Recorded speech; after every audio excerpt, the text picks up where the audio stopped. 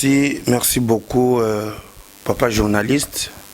Pia Olenga pour na opportunité les sous nzamba pesi pour tout kutana les sous na bande ko na biso o balandaka biso na nzela ya émission oyo na bisika nyonso yango eko pesa mela ya moto banda na lingaki to loba mot de prière pour nous recommander tango oyo moi quelques minutes auto qui s'assemble na maboko ya mokili ya nyoso mopesi pema kolo Yesu Kristo kotozwami soki okoki kokangamiso pour na quelques secondes to recommander tranche émission na biso na mwa tango to kolekisa na bino elongo na maboko ya kolo Yesu Kristo nzambe na lola nzambe na bikamwa nzambe oyo atondi na bolamu to liboso na yo na nzela ya émission oyo kopambola tango oyo nzambe kotika yango na maboko na yo po ete yo moko okamba biso otia maloba kati na biso po ete na nzela ya émission oyo bana na yo bapambwama bazala éclairer bazala édifier po ete nyonso tokosala ezala na se ezala wapi na misala pe na maloba yo lobaki ete tosala yango na kombo na Yesu Kristo yango totiki tango oyo ba technicien ba journaliste biso moko pe nyonso na maboko na yo po ete loboko na yo etambwisa biso ekamba biso tobondeli na kondima na kombo ya kolo Yesu Kristo amen. Merci bandeko na ngai oyo ya émission c'est possible tranche d'émission na biso na kati ya Nzondo couleur lelo na ye pona ko sembola mwa makambo mususu oyo biso tundimela tokomisa yango lokola liloba na nzambe. D'abord soki momonaki mwa tango elekanaki tobandaki lisusu komona na te ezalaki par rapport na ba préoccupation ba tâche mususu oyo tobiangamaki ko accomplir yango monaki mwa contre-temps esalamaki nzambe asungiki lelo toyeba kosolola na bino lisusu ba message na bino ekomelaka ngai na pesi nzambe merci pour na intérêt oyo bino boza ko accorder na kati ya tranche ya émission oyo c'est possible. Pona lelo nazolinga na lobelela un peu sur question ya Saint Valentin. Boyebi ke todi kolekisa parce qu'aujourd'hui nous sommes le 15 février. Todi kolekisa journée à samedi le 14 où on a vu makambo na basorte nyonso bato balati babimi ba jeune fille ba célibataire bapanzanaki journée à lobi bisika nyonso ba boîte de nuit etondaki ba bar ezalaki plein ba discothèque na parlons même pas ba musu basisi baki kusukola na ba piscine nyonso wana na tina tuna kombo ya Saint Valentin na kombo nde babengeli yango fête ya bamoureux eza malamu mais na lingi na lobelela un peu est-ce que un chrétien akoki ko se comporter lolengi wana ndimwa mutu ya likambo pour na quelques minutes oyo tozo solola na bino na sengi na yo opesanga litoi pona batu mususu eza normal eza fête na bango basomaki bilamba ya sika babongamaki bazoelaki yango basal ba rendez-vous ba mususu ba prometaki na ba copain na bango virginité ba prometaki bango fidélité jusqu'au 14 février mukolo wapi ba jiraki pona ko offrir ki virginité na bango na mibali na bango infidélité na mibali na bango et voire même l'adultère parce que c'est une journée très compliquée oyo tout impermis ande ndeko moko azoloba lobi samedi et okutana Saint Valentin samedi déjà ezaka mokolo ngulu aliaka bana na ye et okutana na Saint Valentin donc akolia bana sisi moka millier. Au fait, c'est pour dire que c'était un jour très compliqué, la journée de ça. Mais revenons dans la parole de Dieu, parce que nous sommes les enfants de Dieu. Nous croyons à la Bible. Nous croyons au Seigneur Jésus-Christ comme le seul Dieu vivant. Et nous croyons aussi que Dieu, à ce temps de la fin, nous a visités au travers d'un puissant message pour préparer l'épouse qu'il viendra chercher conformément à sa parole. Et ce message n'était pas venu par un arbre. Ce message était venu par William Mario Branham. C'était un message de Dieu. Comme il avait un message pour Israël qui était à captivité en Égypte, il a choisi Moïse. Il l'a envoyé avec un message. Bible lobi, Zamba lobi, lobi na yoki, kolila yabana nanga en Égypte, na kiti, pweti na kende, kolongola bango na boumbu. Mais muto ya zaki liboso ya Pharaon, Israël Moïse. Et c'est comme ça, chaque fois que Dieu veut faire quelque chose, Ningazo révélant on a prophète Amos, il dit à ça la kelo comme côté ça que nanu abanda na basali na ye basakoli. Na yango lelo tukolobela un peu sur le plan général, attaque chrétien, attaque croyant dans les différentes religions, mais à la fin, nous allons consulter le prophète de Dieu qui a reçu un message inspiré pour avoir son avis au sujet ya fête oyo. Na ebandeli nazotanga na mukanda ya Esaïe chapitre ya liboso verset nazobanda verset 13 na kitindambo. Esaïe chapitre 1 verset 13 na kiti. Na lobeli un peu sur ces fêtes là. Est-ce que mon Christ a coupé qu'on fêter particulièrement Saint-Valentin? Parce que tu bengele en fête, c'est que ils en a pas fête moussous, mais eux on a pas pesé l'ango comme Saint-Valentin. Est-ce qu'un chrétien peut fêter? La Bible dit cessez d'apporter des vaines offrandes. J'ai en horreur la sang. Les nouvelles lunes, les sabbats et les assemblées. Je ne puis voir les crimes s'associer aux solennités. Nzamba le bibo memelanga lisusu bambeka na binote. Na lembi milinga ya basan. Oyo bino bozo memelangai na boyi. Na boyi. Nazana kanda nango na boyi. Verset 14. Mon âme est vos nouvelles lunes et vos fêtes. Elles me sont à charge. Je suis las de les supprimer.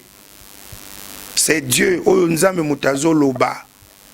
Alobi na boyi motema nanga. Bo moto nanga ya kat. Et boyi ba fête. Awe za Bible ndi nazotanga ndeko nangai. Nzambe nde ya boyi yango. Et pourtant soko ozui ba 10 commandements, ozui mibeko nzambe apesaki Moïse na ngomba ya Sinaï. Nzambe ye moko mutu a instituaki ba fête na Israël.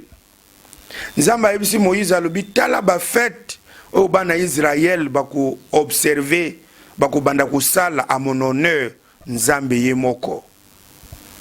Na Deutéronome okuta yango tango ezate ponete na kuta na ba détail soko kolinga ozana numéro eza affiché na C tukoki ko développer yango. Ba fête wana ezalaki sambo cette fête o nzambe a prescrivaki officiellement na bana ya Israël pour ete ba sepelaka to ba rendraka baction de grâce au travers ya babilulwa miluluana ezalaki sambo.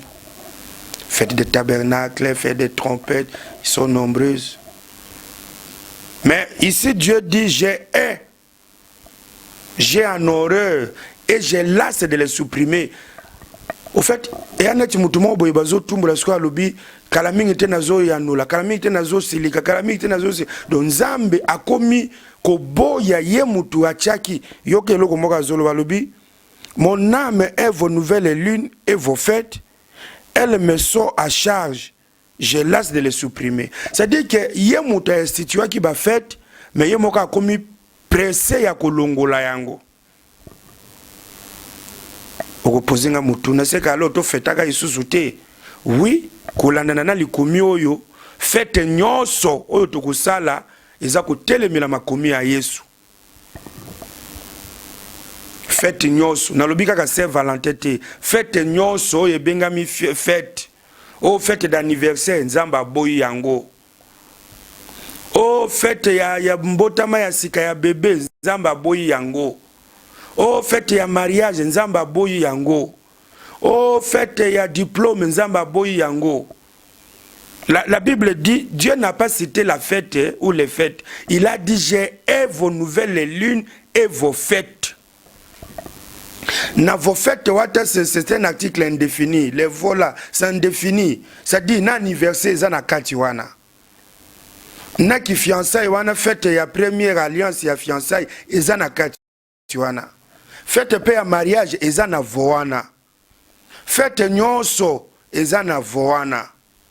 Vos fêtes Nzamba boyi yango. C'est la compréhension o tozanango tango zo tanga likomi oyo. Mutu na ngai ya moi lilendi sina pokwa oyo ezali Saint Valentin. Est-ce que mu Kristo akoyi ko fêter yango? Toche point d'interrogation. Ndena tangeli bino Esaïe chapitre 1 verset 13 nazokita. Nzambe na Deutéronome azobisa Moïse na kati ya mibeku ke bana Israël baselanga ba fête boye mutango tel. Mais ye moko ayeko ya na nzela ya prophète Esaïe lobi na boyi je yango place wana omona ka bandeko na biso ya batémoin de Jéhovah bango basala ka ba fête te soko tuni bango écriture wana ndi bakopesa yo. Soko tangi likomo kopesa bango raison. Okopesa bango raison. Et bazana raison. Tango bazo boya ba fête bien que ba musu ba komi ko sala moi ba fête à gauche à droite et tout mais ba véritable témoin de Jéhovah bango makamba ba fête wana etali bango te. Okotikala jamais komona le 25 décembre un témoin de Jéhovah même équipé que ça 25 décembre. Okotikala jamais komona le 1er décembre ou le 31 otokinda kolala wana yekuta zo mela bière na ye à l'aise azo reflet na tongo asimbi Bible na ya bimi na nzela bandi koteya. Ya ebi makambo wana te. Oh la fête Pascal oh akokabola mwa vigno oyo yekutu mutako melazate elekanika na mesa nyoso atabaza 1 million de personnes mutako zala dini ya komelate ya kubuka lipate esili bango bazongi bavandi copie et continuer. C'est pour dire que en lisant cette écriture ils ont raison parce que c'est Dieu qui dit j'ai na boyi nazako yina et puis posa nangezete na longola yango j'ai lasse de le supprimer. C'est-à-dire j'ai envie, je me presse pour tenir longolango nyos de l'existence pour que natika la kimia. Maintenant, est-ce que Dieu se contredit? Comment lui-même institue quelque chose? Yemoko aeko longolango lisusu ponanini. Avant pese yanu nazozwa Amos chapitre 5 total un peu oyo Nzambe azoloba bolimbisa na salela téléphone parce que nakozala na posa ya Esaïe yokana no ndenge Biblia ezoloba nazana Amos chapitre 5 nazu verset 21 Bible lobi boy je méprise vos fêtes, je ne puis sentir vos assemblées. Nzamba lobi aboyi alobi kaka na prophète Esaïe te aye kozongela ngo na prophète Amos vers la fin ya mukanda ya nini ya Ancien Testament. Nzamba alobi prophète Amos loba na bango na boyi makamba ba fête o basangani ni oni naboyi nangangu naboyi nganzambe botika na makamboana bobimisa na makamboana naboyi. Dans vos fêtes là il y a Saint-Valentin. Oyo ba fêter le 14 février. C'est là où je vous dis que Dieu ne se contredit jamais. Il ne s'est jamais contredit et il ne se contredira jamais. Nde sika awa musakoli il faut intervenir. Frère Banama Zolo Banabiso alobi tango zotanga Biblia eko kutani na makomimi balembi satu mine ezo pesa sens net ya ko se contredire eza contradiction te eza de place révélation evandi. Alors azo pesa biso tole alobi kanga Biblia tia mabolongo na se bondela nzambe memela ye makomi na ye nzambe nazana Esaïe nazana Deutéronome nazana Amos olobinini ezaneti makomi ya Matthieu chapitre 28 verset 18 ozoloba je vous avais verset 19 allez baptiser au nom du Père du Fils et du Saint-Esprit et acte 2 38 où Pierre dit pour le salut tout ça répentez-vous et soyez baptisés au nom du Seigneur Jésus-Christ. Makomi mi balewana ogoyoka batu baoloba kiza ko se contredire no eza ta na contradiction mokote révélation de vandiwana parce que révélation ezelo komoko oyo eza maina makilate ndo moni Yesu ayibisi na Pierre alobi maina makilate mutela kisio mais c'est mon Père qui est au ciel, c'est Dieu qui révèle à ses enfants à ses intimités. Donc quand nous prenons ces écritures, la loi de Moïse et ce que les prophètes ici disent, c'est ça que c'est contredire. Mais il faut maintenant savoir pourquoi Dieu est arrivé à refuser ces fêtes. Alors, toi qui t'endam na verset 15, pourquoi Nzamba komi ko boya ba fête wana. Quand vous étendez vos mains, je détourne de vous mes yeux. Quand vous multipliez les prières, je n'écoute pas. Vos mains sont pleines de sang. Lavez-vous, purifiez-vous, ôtez de devant mes yeux la méchanceté de vos actions. Cessez de faire le mal. Apprenez à faire le bien, recherchez la justice, protégez l'opprimé, faites droit à l'orphelin, défendez la veuve. Et puis, on a langue ici sur matin, verset 10, oye ko kitatio comme na 14, 13 places to bandi, ndoko sur la tina nini nzambe akumi ko boya ba fête. Et pourtant ye mutakoma ki ba fête na kati ya Biblia. Nzamba zo boya ba fête parce que lo lenge ba na Israël ba yaki ko komisa ba fête. C'est ça le problème. Dieu n'est pas contre la Saint-Valentin ou je ne sais quoi, les noms que vous allez donner là. Dieu n'est pas contre tout ce que vous appelez fête là. Mais il est contre les fêtes par le fait que oye komi ko salama na ba fête wana ezali susu te ndenge yango esengele ikozala. C'est ça le problème. C'est ça le problème. Et si tu prends même Saint-Valentin, nous allons même à Noël. Noël n'est pas dans la Bible, Noël n'est pas biblique. Jésus n'est jamais né le 25 décembre, et ça le kuta. Le 25 décembre, ce qu'on tali place au balobaï que Jésus a botami, moi na koki ko botama na tango anate, et puis ba mimi na kati ya ba bibwele. Parce que la Bible dit que quand Jésus était né, les bergers bazalaki na brousse avec les agneaux na banyama pona ko lesa bango. Oh, na histoire ya ba saison banyama na kati na Orient et banayi ko lia vers le mois de mars, fin et début avril. Oh ba bengi été. Oh matite komaka verte pona banyama balia. Donc soko tali bien na tango wana toute la Judée ezalaki remplie na neige. Parce que yesa ke botama kuna kufa tende nini. Nzamba kwa yiko botama le 25 décembre te. Parce que le 25 décembre kuna place yesu botama ki ezalaki nde ba neige na ba neige. Alingaka kufa na malili atake na bomoto nde ba botaka mwana na malilo ezalaka na mois de décembre yesu kwa yiko botama te. Et na mois de décembre ba berger ba bimaka libanda te. C'est ça la coutume juive. Mois de décembre, ba berger bazalaka déjà na ba provision o baliaka na katanda ko balesaka ba nyama na bango na kati ya ba krali na kata bandako ba bimisa ba nyama libanda te po ba kukufa. Alors si on dit que Jésus est né le 25 décembre, c'est que ça contredit même la Bible qui dit que les bergers bazalaki kolesa ba bibwele, ça contredit. Et ça contredit les saisons alors que Dieu est apprécié par les saisons. Dieu est les saisons. Parce que chaque saison a une signification nango. Ndenge nzete kolaka. Bombo yezalaka na kati ya misisa e matina bakasa.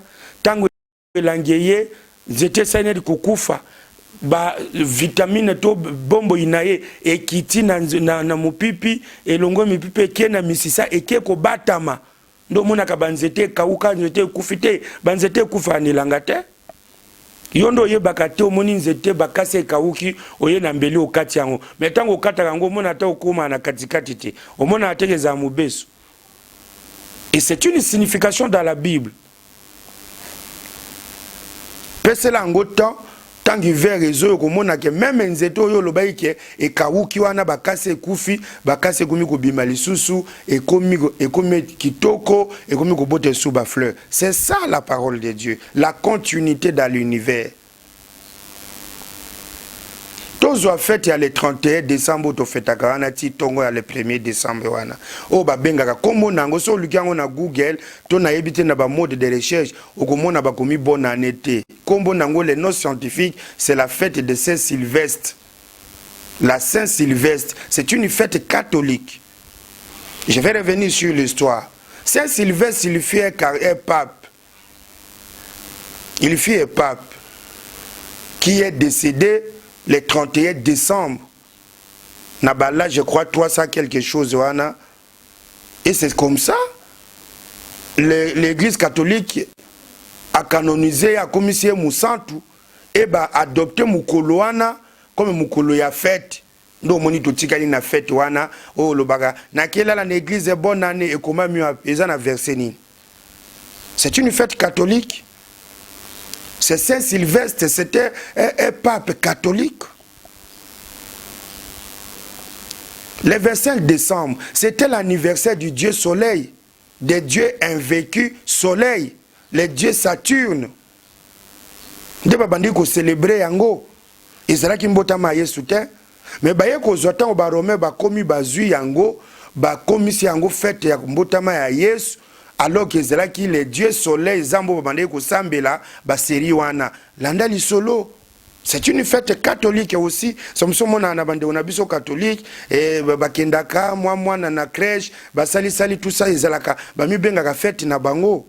Mais ezaka ka bango moko te les protestants tout ça tous ceux qui sont dit que babimi l'église catholique même les églises de réveil ba sala ka ba culte mukulwana sko boya ko sala culte mukulwana poani. Parce que c'est une fête païenne, c'est une fête catholique. Et c'est de la même manière la Saint-Valentin. Dans l'histoire nango, c'est une fête oyo des prêtres catholiques qui étaient exécutés parce qu'ils célébraient des mariages en secret, ce qui était empêché par l'église catholique. C'est ça l'histoire de Saint-Valentin. C'est comme ça qu'on avait pris la résolution de l'exécuter. Et quand on l'a exécuté, bazui siko muto bakangaki soki na ba makambo ya buzo babanini bakomi baye ko canoniser bakomi sie musantu non yo omoni baye ko bakisa saint et a commissaire Valentin. Et ils ont dit c'est en mémoire du fait que lui était un homme d'amour parce qu'il est mort à cause de l'amour. Donc soko zui ba masolo les histoires ya ba fête auto fetaka awa na mukil na se ya moyoyo. Ce sont des histoires. Ce sont des histoires. Les juifs vous diront que la Pâque est là pour eux. Les orthodoxes, les vrais orthodoxes et juifs, ils vous diront que ce sont des aventures. Ce sont des aventures. Parce que Jésus lui-même, il ne les croit pas, il l'appelle les fils de Joseph. Ils disent que non, celui que nous attendons, il viendra, le Messie, il viendra, le ciel s'ouvrira et les anges l'accompagneront avec des chars de feu. C'est comme ça que les Juifs croient que Jésus reviendra, le Messie promis reviendra. Donc, quand nous fêtons la Pâque là chez les nations ou les chrétiens, non, les juifs, c'est de la folie. Et toutes les fêtes ici, vous trouverez une histoire. Vous trouverez une histoire. Le problème avec les fêtes, c'est que Dieu déteste les fêtes à cause de makambo ekomi kosalama na ba fête. Voilà. À cause de makambo ekomi kosalama na ba fête. C'est ça que Dieu dit qu'il déteste les fêtes. Mais les fêtes, en réalité, c'est Dieu qui a institué les fêtes dans la Bible. Bien que du temps de Moïse, il avait énuméré quelques fêtes où Yobana Israël devait observer. Mais quand Josué est venu, quand ils ont traversé le Jourdain, il y avait d'autres histoires qui se sont ajoutées par rapport aux réalités au Bakutaki na Cana. C'est comme ça. Quelque chose est institué par Dieu, mais Dieu lui-même vient à l'obina comme na posana longola yango. Ponanin et ça leli. Okoyi kozwa lelo mutu ko pesi mwana, ozana mbongo zamba pambolio, ozwi voiture osombeli mwana oya liboso. Objectif na yo eza pour être à faciliter déplacement na ye, peut-être à une université à Zonga. Mon vieux t'apprendre que moi na yo na mutuka wana et komi tape à l'œil et komi problème. Ba jeune fille nyonso université a komi ko sala bosoto na bango na kata mutuka wana. Soko za papa responsable, est-ce que kotika mutuka wana na maboka mwana na yo?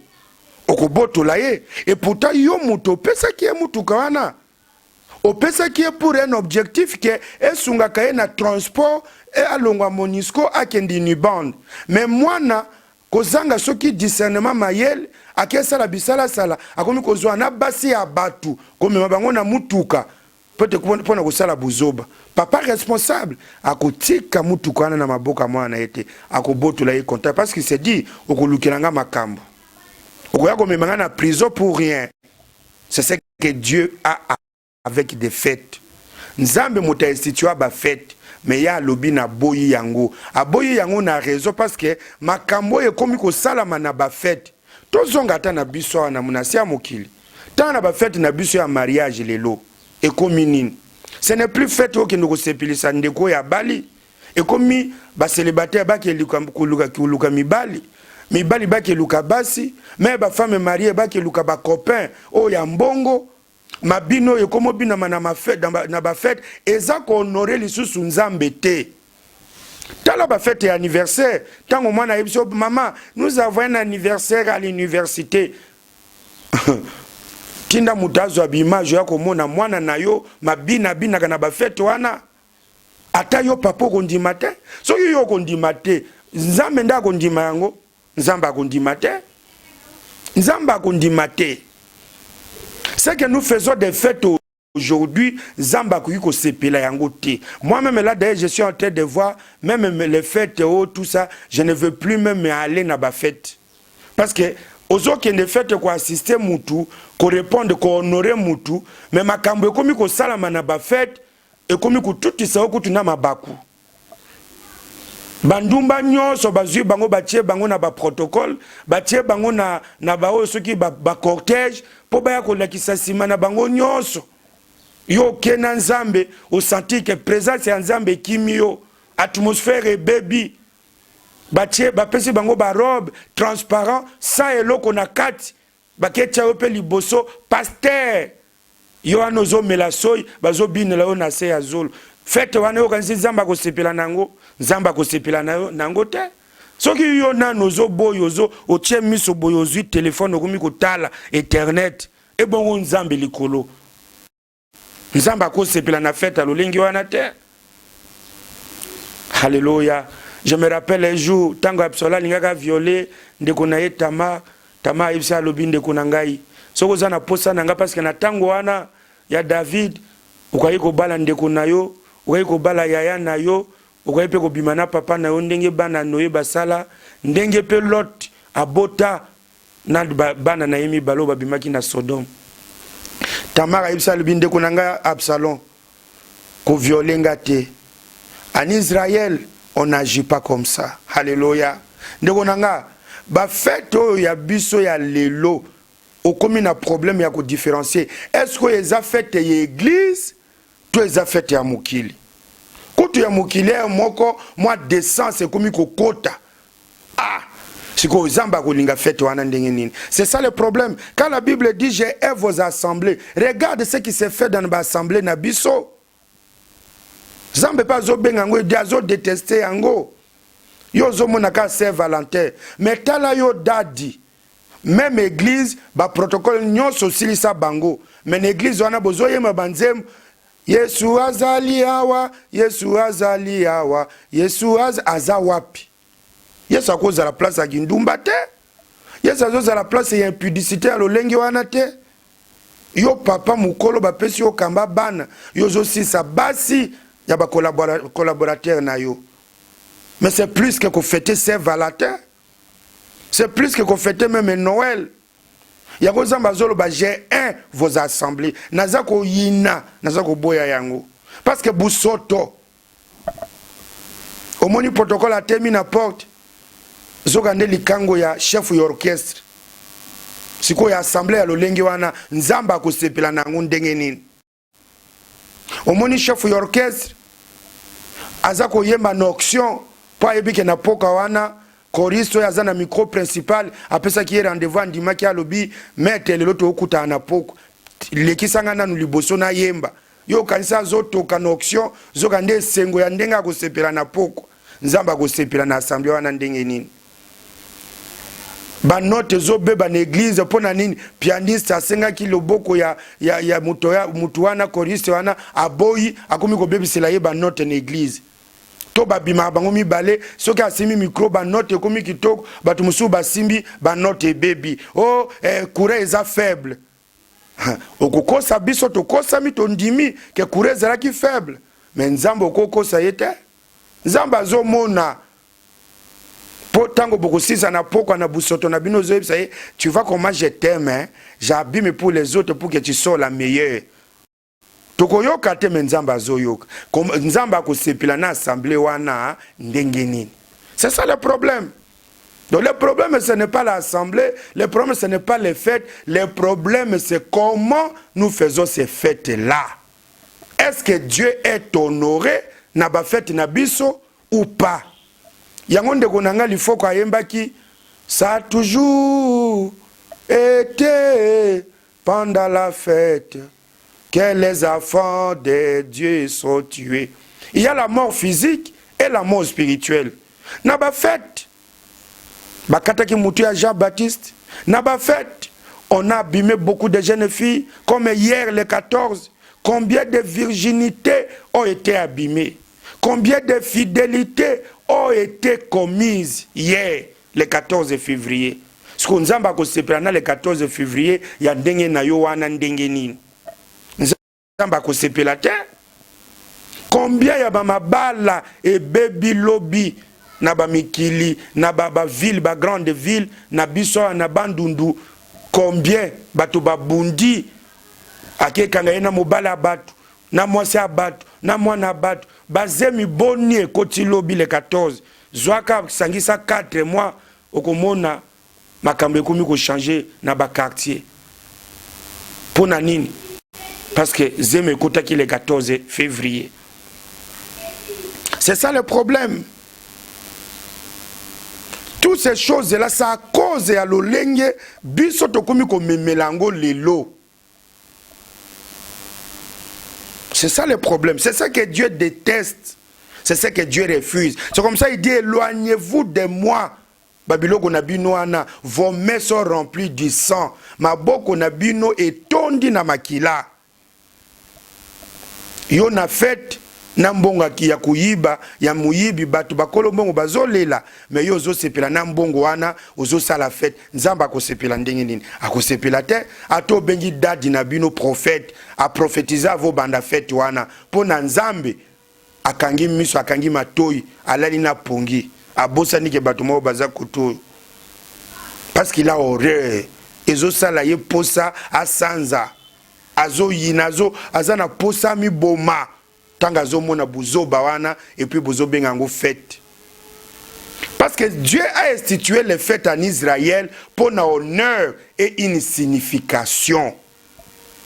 Chaque fête a une signification et Dieu voulait commémorer cela à terme que Bana Israël, Babo Sanate, comment ils sont arrivés en Israël. Par exemple, quand ils sont sortis de l'Égypte, où on a appelé la Pâque, lorsqu'ils ont immolé ces agneaux à cette soirée-là, qu'ils ont mis le sang sur les laitons, Dieu dit aux enfants d'Israël, Moïse écrit cela en fait qu'ils s'en souviennent. Mais le long n'a pas Pâques, qu'est-ce qu'on ne voit pas? Maman na kelamba mape pas pasteur na biso ye moko mapo bakie kolamba. Siko mapa wanozo memango na tongo bato balia nzamba ko sepela te. Mama tokie sala vigne kuna epa ya président na biso ya ba jeune ye moka komi vigne bazo pressé. Est-ce que nzamba ko sepela ndenge nini? C'est ça le problème. Et pourtant Dieu a dit à Moïse écrit pour que les enfants d'Israël s'en souviennent. C'est-à-dire que quand on arrivera à cette date-là, bah vandi une adoration. Une adoration et non une célébration. Vous commémorez pour dire, oh, la Pâque, c'est le jour où nous avons été rachetés. C'est le jour où un innocent a été tué alors qu'il n'avait rien. Il était 3 fois saint. Ce jour-là, ça va t'amener à genoux, priant. Et pleurer la faveur de Dieu, mettant ta vie en ordre. Mais ce n'est pas le cas. Dieu avait placé les fêtes pour qu'on s'en souvienne de comment nous avons été délivrés, nous avons été aimés et nous sommes arrivés jusqu'ici à Canaan. Mais ndenge baye ko komisa yango ha et comment qui problème? Et comment qui problème? Venons même au désert, la fête de Pio là, de Baal Pio, où Dieu avait tué beaucoup de gens là. Cette fête-là se fêtait tous les jours. Il en existait. Mais pourquoi ces jours-là, Dieu s'est irrité? C'est parce que Bayaki ko additionné makambo oyo nzambe abandé ko boy, l'union entre le monde et l'église. Parce que Dieu avait dit que les enfants d'Israël ne toucheront pas aux Philistins, aux Cananéens, aux Jébusiens, aux Éviens. Dieu avait refusé, il dit il n'y a pas de lien. Vos fils ne mailleront pas les Cananéens qui les trouveront. Ils ne prendront pas des étrangers. Mais, en Israël, memeli bango ba étranger wana, balatisi bango mitakala, tolo libanda, nyoso, bakomi ko ningisa nzoto, tango ban Israël bamoni, bakoyi, et pesi nzambe kanda, yango mona ayaki, abomi bango nyoso. Mais la fête, et bandé kozala kuna na ba Philistins sans problème. Mais quand ils sont venus faire ce que Dieu ne voulait pas, c'est comme ça que Dieu les a punis. C'est pour dire que arrêtons, il y a confondre makambo. Botika ba fête ya ba. Si c'est pour ça, Noël, c'est une fête païenne. Bonne année wana, c'est une fête païenne. Et toutes les autres là sont des fêtes païennes. Ceux qui t'ont dit dans ma solo, l'histoire des fêtes, ce sont des fêtes païennes. Mais est-ce que nous allons refuser de fêter à cause de l'histoire? C'est là où je dis non. C'est là où je dis non. Parce que le problème c'est que comment tu utilises la chose. Maintenant je reviens à Moutou Alikambunangaï sur la Saint-Valentin. Saint-Valentin, frère Branham appelle, c'est une fête des amoureux. Ce n'est pas une fête païenne, c'est une fête des amoureux. C'est comme ça que je vais vous lire la citation. Mais le problème ici, c'est comment nous faisons. Est-ce qu'un célibataire est un amoureux? Il est amoureux avec qui? Yo zana mobilité, yo ko tomber amoureux ndenge ni obima le 14 février. C'est ça le problème. Faites à batouté, botika fête à batoué vanda kimia, yonde problème. Faites wane talioté. Balongola ngokutu ya ba marié komi fête Saint-Valentin za fête ya ba célibataire. C'est-à-dire c'est une occasion ba kende komi lukela mibali basi. Mais c'est là où Dieu déteste cette fête. C'est là où Dieu déteste ces rassemblements. C'est comme ça, vous voyez, Saint-Valentin devient une fête païenne à cause des ajustements comme Israël dans le désert. Mais en soi, C'est quelque chose de la fête des amoureux. Et c'est lui qui nous a aimé le premier, c'est qui? C'est Jésus. C'est un jour où vous deviez regarder à Christ pour dire, oh Seigneur, merci pour ton amour. Tu regardes ta femme et tu dis, ma chérie, merci pour l'amour que tu me donnes. Et ta femme dit, merci mon chéri pour l'amour que tu me donnes. C'est une chose des amoureux. Amoureux, c'est-à-dire celui qui est tombé avec quelqu'un, est conjoint. Et ça, il y a célibataire. Et ça fait qu'il y a célibataire. Parce que les amoureux ne sont pas des célibataires. Un célibataire, pour que tu sois amoureux, tu dois être engagé. Et engagé, moi je soutiens officiellement. Et ça, moi, quand on a Trois-Rivières, c'est mon amoureux. Louvoun, ce n'est pas ça. Yango moni ba pesela ngo sens mususu Saint-Valentin et comme ya ba célibataire balata ba jipe ya noir ba polo ya rouge po ba kendo luka ba makangu ba sala ba kindumba Saint-Valentin le kanaki na zwaki 4 mibal ya mbalo na ozwa 8 yo kanisi zamba ko sepela nango nzamba ko sepela nango te nzamba ko sepela nango te. Le problème c'est comment vous utilisez cela.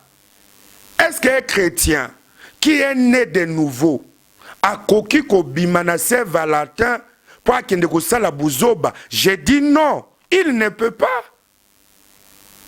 Il ne peut pas ko bima pa ke sala buzoba. Si un chrétien marié alinga sala plaisir na mwasi na ye à la date du 14 février, ce n'est pas un péché. Akoki ko bimana ye ba meli vers ba laisser sa femme à lui. Et comme je l'ai dit, l'amour n'a pas de date. L'amour, c'est tous les jours là. Même aujourd'hui là, moi et ma femme, nous vivons l'amour. Nous sommes dans l'amour. Demain, le lendemain, du 1er au 30, du lundi au dimanche, de janvier à décembre, nous, c'est l'amour. Moi-même, là, je suis devenu amour. Ma femme, amour, et nous sommes des amours. Donc, je n'attends pas les 14 pour fêter. Non, je fête tous les jours. Na fêtaka tous les jours, fête nanga bolingo na mwasi nanga. To fêtaka tous les jours, Seigneur, merci pour na mwasi opesi ngai. Merci papa, merci. Merci pour na mwasi malamu opesi ngai. Oya chaka nga kimia changa à l'aise. Merci Seigneur, chaque jour ici na bondi la kanzambe bongo. Sikoyo.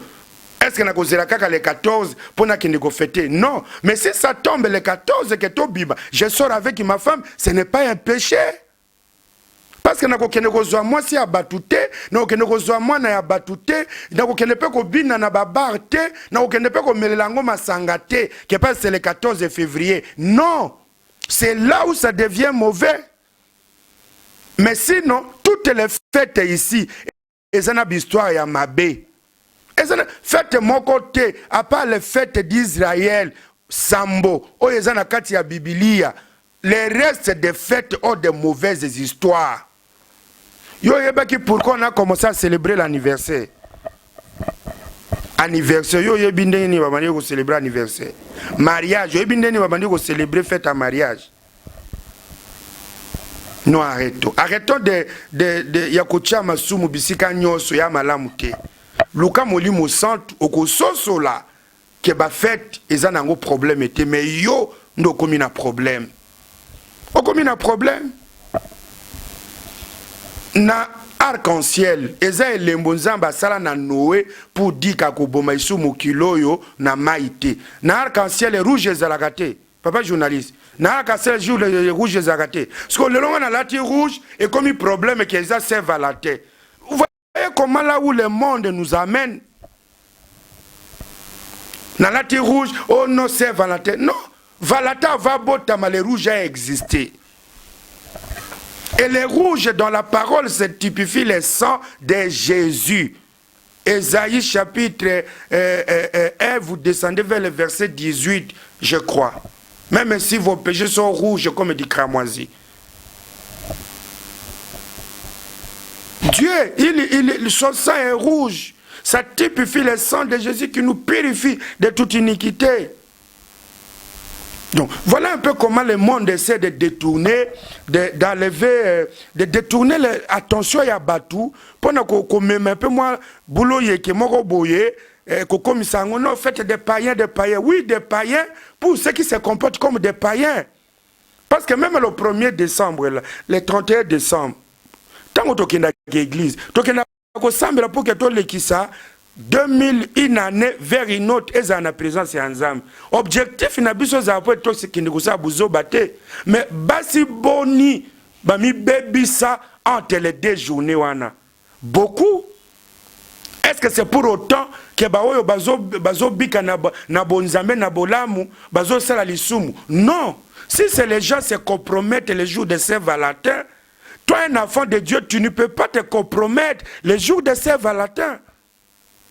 Si tu es célibataire, comme je l'avais dit, reste à la maison, prie ton Dieu, Seigneur, salete mukolo yo kopé sanga mobali, alinganga na motema moko, azala fidèle, lokola pasteur nanga Vincent, avec sa femme Evodi, bondela libonde liwana, toyo frère, ozo bondela nzambe, pesanga mwasi, azala fidèle, avec ngai, lokola mwasi a pasteur nanga Vincent, mwasi na Evodi.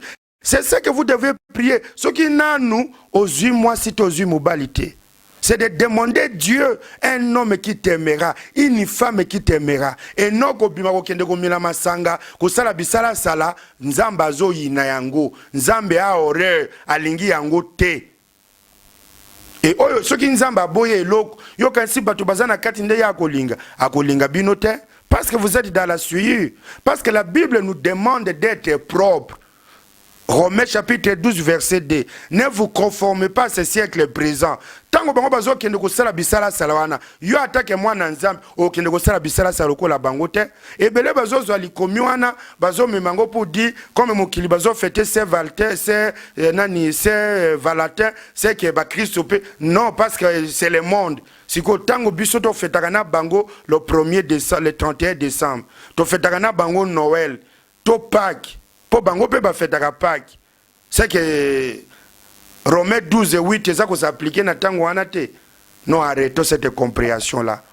Voilà, la Bible dit, soyez transformés par le renouvellement de l'intelligence. C'est-à-dire que oko se conformer na mukilo yo te tango kozala na mulimo ya nzambe kati na yo. À ce moment-là, le kola Daniel, Shadrach, Meshach, Abednego na kata Babylone, ata bazo bonde la bikeko. Bino boboyi ko bonde la bikeko. Wana pona nini? Parce que boza na nzambe Israël kata mitema na bino. Ata bokeyi fete tango to kendaka ya mariage wana.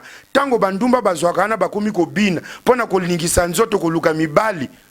Yo zui muto tchena se ya makolo otala makamusu. Parce que tu as une mission sur la terre. Eza ya ko se compromettre te, mais ya ko honorer nzambe. Ya ko tombola nzambe. Na nyonso zo sala kombo na ye ekumisama. C'est ça ta mission sur la terre. Ozala les représentants valables ya nkolo Yesu Christ. Ozala na marché, na bilanga, na musala, bisika nyonso kozwama. Tu représentes kolo Yesu Christ. Tina ya molimo santo yango wana. Et Yesu azo continuer musala kati na yo. Alors, tu dois les représenter et c'est un anniversaire.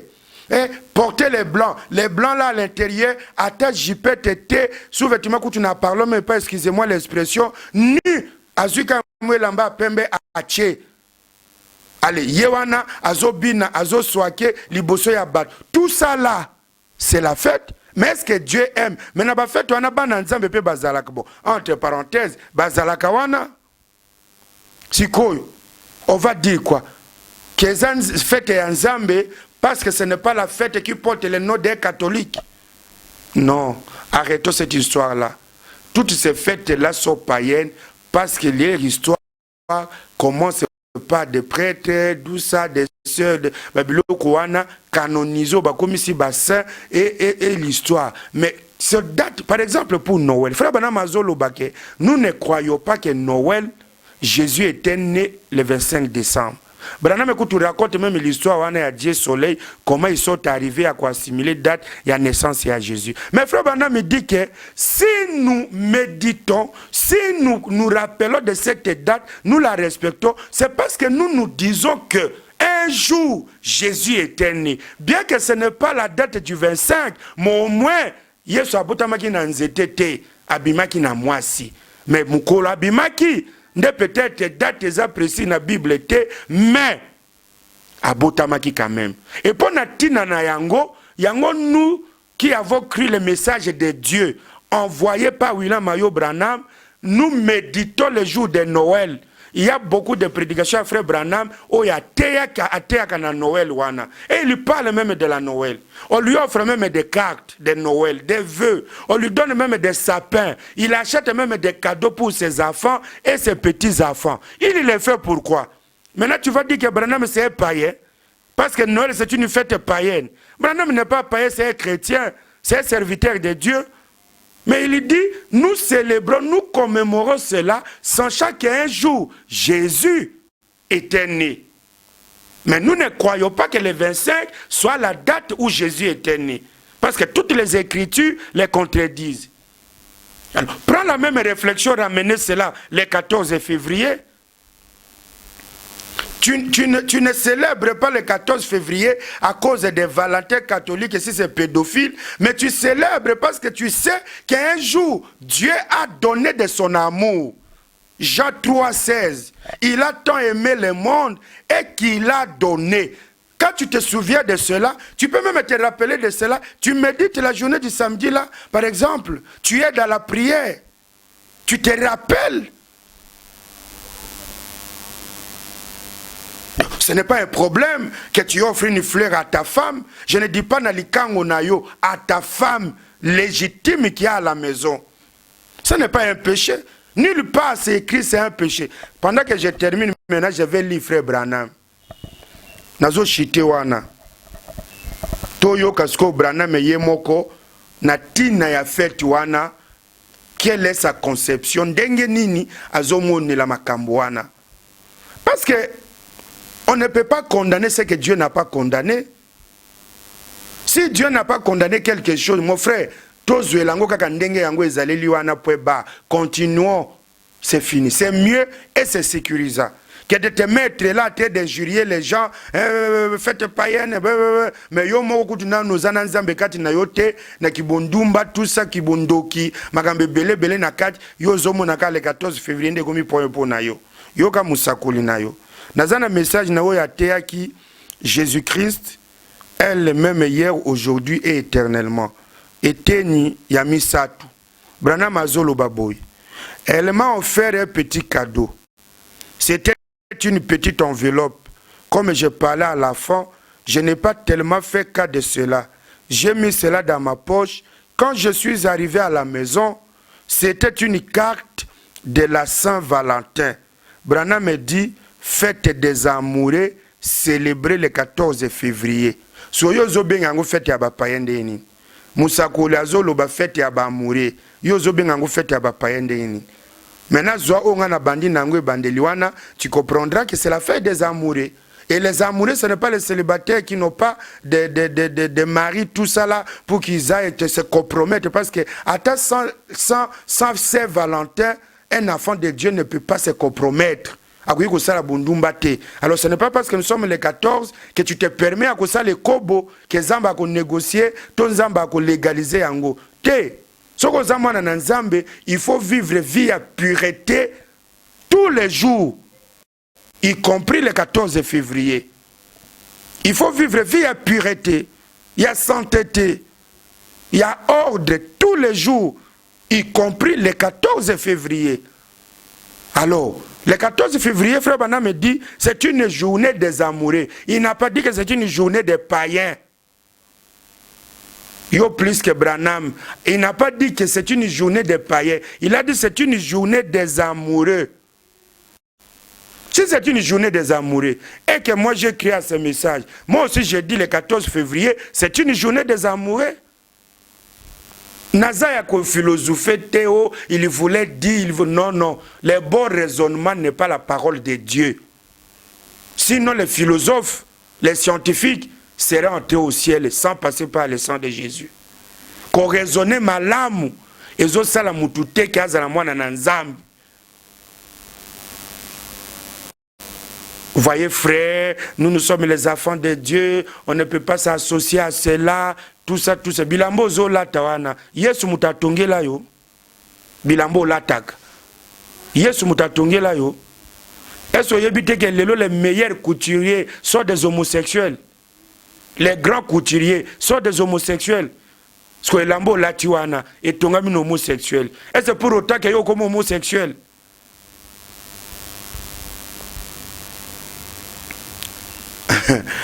J'ai envie de le mais je ne dis pas ça. C'est en train de. Frère Bana me dit, je me suis dit que c'est mignon, que c'est mignon. Une fillette avec un petit poème de plus beau. Si elle est dans l'auditoire ce soir, je te remercie sincèrement, ma chérie, et cela signifie beaucoup pour moi de savoir. Et c'est quelque chose à rapport avec l'amitié. C'est une journée de l'amitié. Quelque chose à rapport avec l'amitié.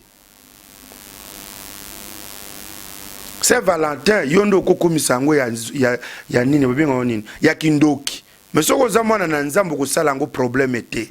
Parce que tu ne vas pas aller faire quelque chose à mabe. Ozana mosi na ndako où tu as tes enfants, tu les amènes, c'est aussi l'amour avec tes enfants ou avec tes parents. Tu peux les amener dans un resto, vous mangez du pain, vous prenez un peu du jus. Ce n'est pas parce que c'est le jour de Saint-Valentin que à l'occasion de Saint-Valentin. Non, là tu n'es pas enfant de Dieu. Mais si tu es enfant de Dieu, la vie est normale. La vie, elle est normale. Quand tu fais des bises à ta femme, là, chaque jour, c'est l'amour, non? Maintenant, ça devient un problème parce que Batchelango les 14. Mais Branham Azolo, les 14 journées des amoureux. Et ce qu'on banit dans la citation, dans la deuxième partie, Branham Azolo, Moukolango, Bazaki, na organisateur, ya ba réunion, na moi si na Bazaki, na restaurant, Bagende Yokolia. Pour message, était à 2015. Était à 2015. Février aussi. Je m'arrête là pour aujourd'hui, pour vous dire que aux enfants de Dieu, la Bible dit, n'appelons pas conjuration, ce que le monde appelle conjuration. Ne critiquons pas ce que le monde critique. Ne minimisons pas ce que le monde minimise. Nous avons notre repère, la parole de Dieu, le message de l'air, où nous avons les repères. Quelqu'un peut venir avec de bons raisonnements, il peut avoir raison. Quand vous écoutez son raisonnement, voyez, il vous parle comme un prêtre, là c'est bon. Et il y a ma lame. Mais comme yango eza na fondement na kati ya Biblia na sangote na tie na ngambo. Na tie na ngambo. Biso na message to lobaka wamba ubala. Donc tu dis, tu lis au lobby au tangi yango. Sikoyo. Ce qui raisonnement wana eza na ma comité. Na tie yango mupanzi. Merci frère pour na raisonnement no ya kitoko, vraiment tu as raison, mais na tie yango mupanzi. Parce que ça n'a pas été le ba classe totanga, ba université tokendaka. Si totanga na ba monde qui construisent ces maisons, ce sont des païens qui nous donnent des cours dans les universités. Ce sont des païens, parfois des prostituées, des adultères. Mais est-ce que c'est pour autant que aux autres qui sont un professeur ou Azandumba, yopo komindumba? Pas nécessairement. Non, il ne faut pas amener tout, non, ce sont les païens, ce sont les païens. Sinon, même les télévisions aux autres talanga yoyo, Yesu te mutasala kiyango. Peut-être un homosexuel, un voleur, un sorcier mutasala ki télévision. Mais yo autres les logos sorciers à sala. Zoa yango boaka yango gaz. Zamba pambola yo. Nakanisi mon objectif c'était un peu d'amener la lumière par rapport à cette question très cruciale sur la Saint-Valentin. Nous ne soutenons pas des bêtises qui contredisent la parole de Dieu. Nous soutenons tout ce qui est la parole de Dieu. Tout ce que le prophète a dit et qui est dans la Bible. Nous soutenons cela. Parce que ce que lui a dit n'avait l'inspiration que de la Bible. Il n'y a rien que Frère Branham a dit qui contredit la Bible. Si vous avez une écriture comme ça, appelez-moi. Je vais vous faire voir que si vous avez besoin de vous agenouiller, de prier et de demander la grâce de Dieu. Que Dieu vous bénisse et que sa grâce soit avec vous. Merci beaucoup.